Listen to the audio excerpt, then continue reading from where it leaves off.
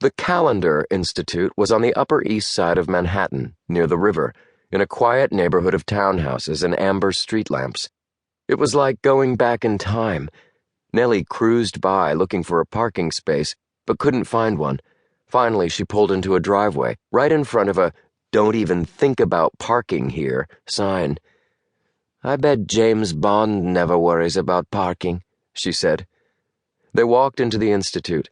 It was set up like a private home, with thick, multicolored carpets on the polished wood floors and seascapes on the walls. Shaded lamps discreetly lit a polished mahogany desk, behind which sat an older woman in a navy dress. "We'd like to see our uncle, Fisk Cahill," Amy said. "As you know, we don't have visiting hours per se at the Institute," the woman said politely, "but we don't allow visitors after 10 o'clock.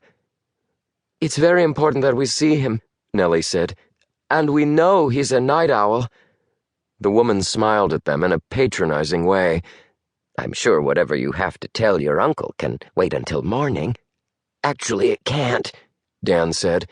He threw a "we don't have time for this" look at Amy and simply walked by the woman. Amy followed. The woman reached for the phone. Nellie put her hand over it, preventing her from picking it up. "I'd think very carefully about that," she said sweetly. "You have a choice here. You can seriously jeopardize the plans for the Grace Cahill wing that is scheduled to open in 2 years, or you can look the other way for exactly 5 minutes." They locked eyes. "I think I'll read my magazine," the woman said. "That's just what I was thinking," Nellie said. With a flourish, she sat on a tufted armchair to wait. "There is a madrigal archive," Fisk said, "but I've never met Sammy Morad, and I've never been to the Columbia campus." They had found their great-uncle reading in bed in a pool of soft yellow lamplight, his glasses pushed down on his nose. He had frowned deeply while they told him their story, and Amy had been shocked at how much older he looked. His skin was sallow and pale, and the lines around his mouth looked deeper. Fisk had always been wiry and strong, but after undergoing physical therapy for a bad hip, he had grown weaker over the fall. Then winter had brought robust health. They'd uncrossed their fingers when he returned to his taekwondo classes and began to paint and cook again. But then he had fallen ill again in March. Now he looked old and tired. Amy felt fear clutch at her heart. She placed her hand over his where it rested on the blanket.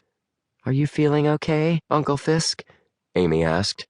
"Just fine." His smile was reassuring, but Amy noticed how his hand trembled as he picked up his water glass.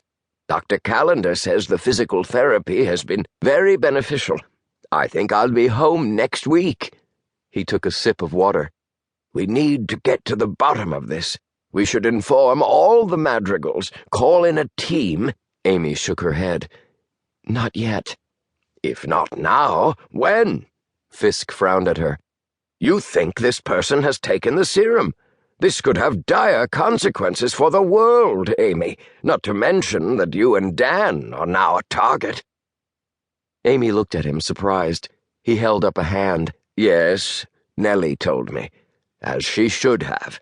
Don't treat me like an invalid. If what Sammy said is true, that means that Pierce could be taking a daily, weaker dose of the serum, but it has a cumulative effect. Every day he gets stronger. We have to find a way to get the serum back, without anyone knowing what it is and what it means. This is the worst thing that could have happened." Dan faded back in the room, his face in shadow. Fisk glanced over at him. "And it's nobody's fault," he said firmly. "Not Sammy's, not Dan's, not anybody's. We have a very clever adversary. We must stop J. Rutherford Pierce." "We won't be able to stop him unless we find out more about him," Amy said. "If we surround ourselves with people, they'll just become targets too. Right now, he only knows me and Dan, and he wants to stop us."